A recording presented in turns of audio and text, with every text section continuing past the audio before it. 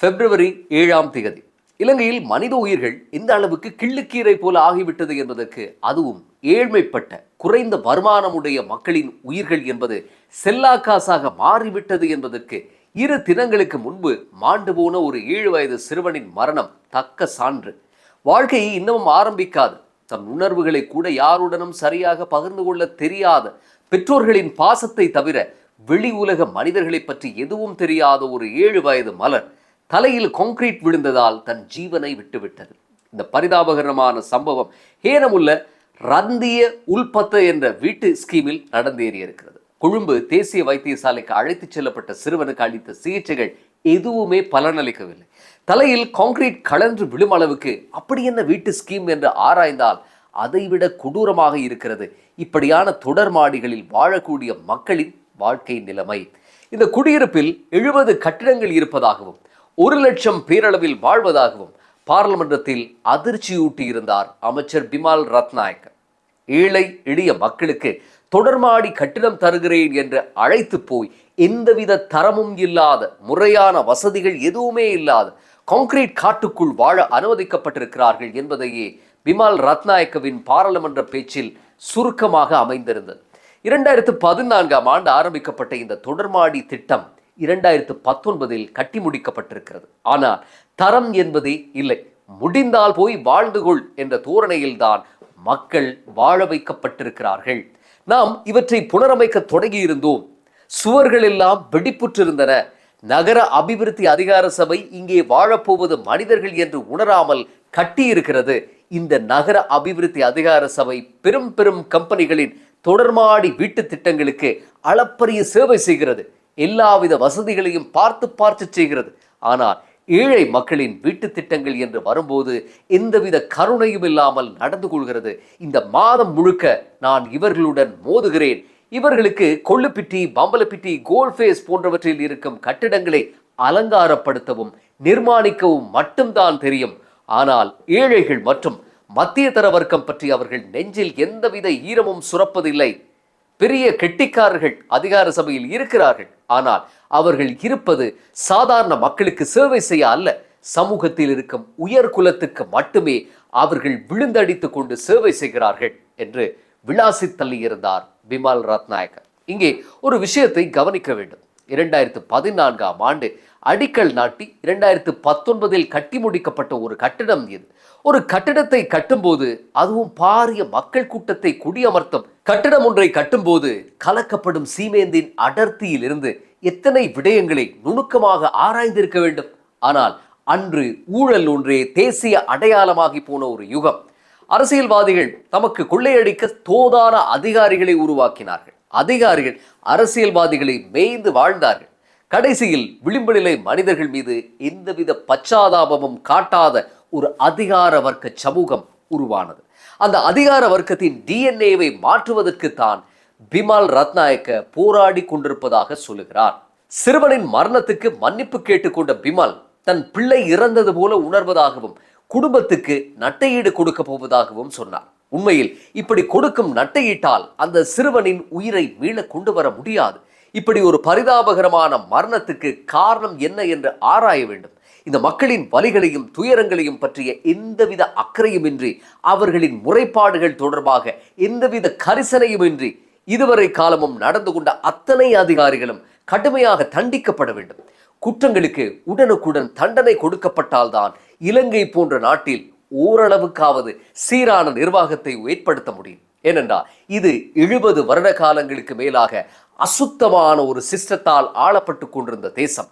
ஜனாதிபதி பிரதமர்களைப் போலத்தான் அமைச்சர்கள் இருந்தார்கள், அமைச்சர்கள் போலத்தான் அதிகாரிகள் இருந்தார்கள். இவர்கள் எல்லோருமாக சேர்ந்து தமக்கு தோதான ஒரு சிஸ்டம் ஒன்றை கட்டியெழுப்பிக் கொண்டு தம் இஷ்டமித்திர பந்துகளுடன் கூடி குலாவினார்கள். கடைசியில் நாடும் வங்குரோத்தானது. அன்று வங்குரோத்தான நாட்டை தாம் பொறுப்பெடுத்து செல்லும் போது ஏற்பட்டிருக்கக்கூடிய இன்றைய நிலைமைகளை பற்றி ஜனாதிபதி அனுருகுமார் திசாநாயக்க நேற்று கண்டியில் நடந்த நிகழ்வு ஒன்றின் போது உரையாற்றும் போது அருமையாக சொல்லியிருந்தார். நாட்டின் பொருளாதார நிலைமையை சரி செய்வதுதான் எம் அரசுக்கு இருக்கும் பெரும் சவால். தொடர்ச்சியாக நாம் பின்பற்றிய பொருளாதார கொள்கைகள், அவற்றுடன் பின்னி பிணைந்திருந்த லஞ்ச லாவண்யங்கள், ஊழல்கள் எம் நாட்டின் பிரம்மாண்டமான பொருளாதார வீழ்ச்சிக்கு காரணமாகின. விசேடமாக சொல்வது என்றால் அபிவிருத்தி திட்டங்கள் என்ற பெயரில் நடந்து முடிந்த பலதும் பொருளாதார காரணங்களுக்காக நடந்ததல்ல, அவற்றில் பெரும் அரசியல் காரணங்களே இருந்தன என்றார் ஜனாதிபதி. ஜனாதிபதி சொன்னது போல பட்டு சொதப்பலான எத்தனையோ திட்டங்களை பட்டியலிட்டு கொண்டு செல்லலாம். மிக நல்ல உதாரணம் தனி மனித துதிப்பாடலின் உச்சமான மத்தளை விமான நிலையம். 10 கிலோமீட்டர் தூரத்தில் விமான நிலையம் இருக்கிறது என்ற பெயர் பலகையும், காட்டு யானைகள் குறுக்கிடும் பகுதி கவனம் என்று கிளிப்பிடிக்கும் வகையில் இன்னொரு அறிவித்தல் பலகையும் அடுத்தடுத்து நடப்பட்டிருந்தால் விமான நிலையத்துக்கு சென்று கொண்டிருக்கும் பயணிக்கு எப்படி இருக்கும்? இப்படி ஒரு கோமாளித்தனத்தை ஹம்பாந்தோட்டையிலிருந்து 28 கிலோமீட்டர் தூரத்தில் இருக்கும் மத்தள ராஜபக்ச விமான நிலையத்தை நோக்கி செல்லும் போது ரசித்து மகிழ முடியும். காட்டில் அதன் பாட்டுக்கு சுற்றித் திரிந்த மயில்களையும் மான்களையும் யானைகளையும் மிரண்டோட செய்த மஹிந்த ராஜபக்ச அரசு 2013ஆம் ஆண்டு கட்டிய விமான நிலையம் தான் அது. ஒரே வரியில் சொன்னால் ஒரு சதம் தேராத வெறும் கான்கிரீட் மாளிகை, குட்டி போட்ட வட்டிகளுடன் பல மில்லியன் டாலர்கள் கடனில் இப்போது இருக்கிறது. இன்று மூழ்கி திணறிக் கொண்டிருக்கிறது என்று சொல்ல வேண்டும். கொழும்பு கட்டுநாயக்க விமான நிலையம் பரபரப்பாக இயங்கிக் கொண்டிருந்த போது நெருக்கடியை சற்று குறைக்கவும் எதிர்கால பயன்பாடு கருதியும் இருக்கின்ற ரன்வே எனப்படும் ஓடுபாதைக்கு சமாந்தரமாக மற்றொரு ரன்வே ஒன்றை அமைப்பதன் அவசியம் பற்றி துறைசார் வல்லுநர்களால் எடுத்துரைக்கப்பட்டது. ஆனால் கேட்பதற்கு ஒரு நாதி இருக்கவில்லை. தம் பெயரில் ஒரு விமான நிலையம் இருக்க வேண்டும் என்று ஆட்சியாளர்களின் விருப்பமே அங்கு முக்கியத்துவம் பெற்றது. விளைவு மத்தளை ராஜபக்ச விமான நிலையம் உருவானது. இது எந்த அளவுக்கு பிரம்மாண்டம் என்றால் ஏர்பஸ் 380 மற்றும் ஆண்டனோ ரக ஜம்போ விமானங்களை எல்லாம் இதன் ரன்வேயில் மிக சாதாரணமாக தரையிறக்கலாம். கடைசியில் உலகத்தில் கைவிடப்பட்ட தனித்து விடப்பட்ட விமான நிலையங்களின் பட்டியலில் சேர்ந்து கொண்டது மத்தள ராஜபக்ச விமான நிலையம். சோபையற்று போன விமான நிலையத்தை எப்படியாவது கரை சேர்க்க வலுக்கட்டாயமாக விமான சேவைகளை வரவழைத்து வரி விலக்களித்து பார்த்தார்கள். சென்னை, பேங்காக் போன்ற நகரங்களில் இருந்து கொழும்பு வந்த விமானங்களை பிடித்து அப்படியே டைவர்ட் செய்தும் பார்த்தார்கள். ஒரு கொசு இறங்கவும் இல்லை, ஏறவும் இல்லை. நேர விரயமும் எரிபொருள் நட்டமும் தான் கண்ட பலன். 2015ஆம் ஆண்டு மஹிந்த ராஜபக்ச தோற்று போன பிறகு ரணில் மைத்ரி ஆட்சி வந்தது. ரணில் மத்தள விமான நிலையத்தை நெற்களஞ்சியமாக்கினார். இப்படியான தேசத்தில் நாம் வாழ்ந்திருக்கிறோம் என்று பாருங்கள். அன்று நெற்களஞ்சிய பணிகளையாவது சரியாக செய்திருக்கலாம். நாட்டில் அரிசி தட்டுப்பாடே ஏற்பட்டிருக்காது. ஆனால் அதை கூட சரியாக செய்யவில்லை. மத்தள விமான நிலையத்தை காலத்துக்கு காலம் யார் யாரோ கூட்டு சேர்ந்து நடத்தப் போகிறார்கள் என்று ஒரு அசரீரி ஒலிக்கும். ஆனால் எதுவுமே நடக்காது. வாழா வெட்டியாய் போன பெண் மாதிரி இருக்கிறது மத்தள விமான நிலையம். கரை சேர்க்க மணவாளன் தான் இன்னும் வரவில்லை. ஜனாதிபதி தன்னுடைய உரையில் இன்னொரு மிக முக்கியமான கருத்தையும் சொன்னார். 1800 அரச கட்டிடங்கள் பற்றிய ஒரு அறிக்கை தனக்கு கிடைக்க பெற்றிருக்கிறதாம். இவை ஒன்று ஆரம்பிக்கப்பட்டு கைவிடப்பட்ட நிலையில் பாதியில் நிற்கிறது, அல்லது கட்டப்பட்ட பின்னர் கைவிடப்பட்டிருக்கிறது. சில கட்டிடங்கள் இருக்கின்றன, கட்டப்பட்ட பின்னர் அதை பராமரிக்காமல் கைவிட்டிருக்கிறார்கள். சரியான பொருளாதார திட்டம் எதுவுமின்றி அந்தந்த நேரத்துக்கான அரசியல் அபிலாசைகளுடன் லஞ்சமும் ஊழலும் பின்னி பிணைந்ததுதான் இந்த வீழ்ச்சிக்கு காரணம் என்றார் ஜனாதிபதி. ஆம், உண்மைதான். இதற்கும் ஹம்பாந்தோட்டையை தவிர வேறு நல்ல உதாரணம் கிடைக்கவில்லை. நாட்டிலேயே மிகப்பெரிய மாநாட்டு மண்டபம் தன் ஊரில்தான் இருக்க வேண்டும் என்று மஹிந்த ராஜபக்ச அரசு கட்டிய இன்னொரு சொர்க்கம்தான் மாகம்புர மாநாட்டு மண்டபம். செலவு மட்டும் 15.3 மில்லியன் டாலர்கள். பட்டியலந்த பெருமான் வழமை போல சீனாதான். சும்மா அல்ல, எல்லாம் கடன். நவீன உணவகம், கண்காட்சி வளாகம், அதிநவீன மியூசிக் அரங்கம் என்று ஏகப்பட்ட சொகுசுகள் உள்ளே கொட்டி கிடக்கின்றன. ஆனால் 2013ஆம் ஆண்டு பொதுநலவாய நாடுகளின் மாநாடு நடந்த பிறகு இதுவரை எந்த அற்புதமும் நடக்கவில்லை. இந்நாளில் மண்டபத்துக்கு முன்னே 4-5 கட்டாக்காலி மாடுகள் மேய்ந்து கொண்டிருக்கின்றன. சூரியவெவ மஹிந்த ராஜபக்ச கிரிக்கெட் மைதானம் என்ற இன்னொரு பிரம்மாண்ட படைப்பும் இதே ஹம்பாந்தோட்டையில் இருக்கிறது. மைதானத்துக்கு தண்ணீர் ஊற்றவும் புல்லு வளர்க்கவும் இன்று ஏகப்பட்ட பணம் பறக்கிறது. நேற்று ஜனாதிபதி 2021ஆம் ஆண்டு கோட்டாபய அரசால் ஆரம்பிக்கப்பட்டு பின்னர் பொருளாதார வீழ்ச்சி காரணமாக கைவிடப்பட்ட கண்டி கெட்டம்பே பாலத்தினுடைய புனர் நிர்மாண பணிகளை மீள ஆரம்பித்து வைத்தார். இப்படி நிறுத்தப்பட்டிருந்த 43 திட்டங்களில் 20 திட்டங்களின் நிர்மாண பணிகளுக்கு அன்று 30,000 கோடி ரூபாய் என்று மதிப்பிடப்பட்டிருப்பதாகவும், நாடு திவாலாகி டொலரும் தாறுமாறாக ஏறி கட்டிட செலவுகளும் எக்கச்சக்கமாக கூடியதால் இன்று அவற்றினுடைய மொத்த பட்ஜெட் 61,000 கோடி ரூபாய் அளவுக்கு எகிரியிருப்பதாகவும் அவர் குறிப்பிட்டிருந்தார். அதாவது பொருளாதார வீழ்ச்சிக்கு பிறகும் இந்த தேசத்தை மீள கட்டியெழுப்புவது என்பது இலகுவான ஒரு காரியம் அல்ல என்பதையும், அதற்கு கொடுக்க வேண்டிய விலை மிகவும் அதிகம் என்பதையும் ஜனாதிபதியினுடைய உரை கோடிட்டு காட்டுகிறது. கட்டிட நிர்மாண பணிகள் மற்றும் அபிவிருத்தி பணிகள், அவற்றுக்கு செல்லக்கூடிய விரயம் என்பவற்றை பேசிவிட்டு ஜனாதிபதி பொருளாதார நிலைமைகளை பற்றி பேசினார். சர்வதேச நாணய நிதியத்துடன் ஒரு உடன்படிக்கையில் இருந்த நாட்டை தான் நாம் பாரம் எடுத்தோம். IMF-இன் நிபந்தனைகளில் மிக தலையாய நிபந்தனையாக ஒரு விடயம் இருக்கிறது.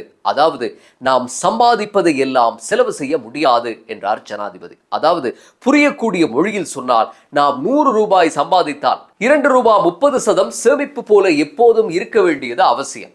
கடந்த வருடம் திரைசேரியில் 1200 பில்லியன் ரூபாய் பணம் சேமிக்கப்பட்டிருந்தது இதனால் தான் என்பதை சுட்டிக்காட்டிய ஜனாதிபதி, கடந்த 2022ஆம் ஆண்டு 800 பில்லியன் ரூபாய் கடனில் திரைசேரி தத்தளித்துக் கொண்டிருந்ததாக சொன்னார். மேலும் 2025ஆம் ஆண்டு அடைந்த பொருளாதார பலன்களான அதிக அளவு சுற்றுலா பயணிகளினுடைய வருகை, அதிக வெளிநாட்டு வருமானம் போன்ற பட்டியலையும் வாசித்து தன் அரசின் பொருளாதார சாதனைகளை மீண்டும் நினைவு கூர்ந்தார் ஜனாதிபதி. சரி, இவ்வளவு எல்லாம் அடைய பெற்றிருக்கிறோம், இப்பொருளாதார பலன்கள் ஏன் அடித்தட்டு மக்களை இன்னும் சென்று சேரவில்லை என்று ஆடியன்ஸ் நினைக்கும் போதே ஃபேஸ்புக் அல்கோரிதம் போல ஜனாதிபதியும் அதையே சொல்கிறார். சட்டத்தின் ஆட்சி இல்லாத, பொருளாதாரம் சீர்குலைந்த இந்த நாட்டுக்கும் முதலீட்டாளர்கள் வருவதில்லை. நாம் இந்நாட்டின் பொருளாதாரத்தை மீட்டெடுக்க ஒரு போராட்டம் ஒன்றை நடத்தி கொண்டிருக்கிறோம். கடந்த காலத்தில் பொருளாதார நன்மைகள் எல்லாம் ஒரு குறிப்பிட்ட வர்க்கத்துக்கு, ஒரு குறிப்பிட்ட குடும்பத்துக்கு மட்டுமே ஏகபோக சொத்து போல போய் சேர்ந்தன. ஆனால் எமக்கு ஒரு சதமும் தேவையில்லை என்றார் ஜனாதிபதி. தன்னுடைய உரையில் சட்டத்தின் ஆட்சி பற்றி பேசுவார் என்று எதிர்பார்த்தவர்களுக்கு வீண் போகவில்லை. சட்டமா அதிபர் திணைக்களம், நீதிமன்ற கட்டமைப்புகள் எல்லாம் வீழ்ச்சியை சந்தித்திருக்கின்றன என்பதை ஜனாதிபதியும் ஒப்புக்கொண்டார். சட்டம் இருக்கிறது, சட்டத்தை அமுல்படுத்த உரிய நிறுவனங்களும் இருக்கின்றன. வருமானத்துக்கு மேல் சொத்து சேர்த்தவர்களினுடைய சொத்துக்களை முடக்க கடந்த ஏப்ரலில் நாம் ஒரு சட்டமூலத்தை கொண்டு வந்திருக்கிறோம். மணி லாண்டரிங் எனப்படும் பணச்சலவைக்கு எதிரான சட்டத்தை சர்வதேச தரத்தில் கொண்டு வருவதற்கு வேலைகள் நடக்கின்றன. சட்டத்தின் கோட்டுக்கு கீழேதான் எல்லோரும் இருக்கிறார்கள். யாருக்கும் அதற்கு மேலால் பாய முடியாது. எந்தவித தகுதி தராதரமும் பாராது குற்றம் செய்த அனைவரையும் தண்டிப்போம். இந்த வருடம் பொதுமக்கள் சட்டத்தின் ஆட்சியை உணரும் ஆண்டாக இருக்கும் என்று மேலும் சொல்லிக் கொண்டு போனார் ஜனாதிபதி. ஜனாதிபதியின் உரையில் எந்தவித தளம்பல்களும் இல்லை. அவர் தெளிவாகத்தான் இருக்கிறார். ஆனால் அவரால் மட்டும் அரசு என்ற தனித்தேரை இழுக்க முடியுமா? ஜனாதிபதியின் அபிலாஷைகள் நிறைவேறுமா? மீண்டும் அடுத்த பதிவில் பேசுவோம். நன்றி.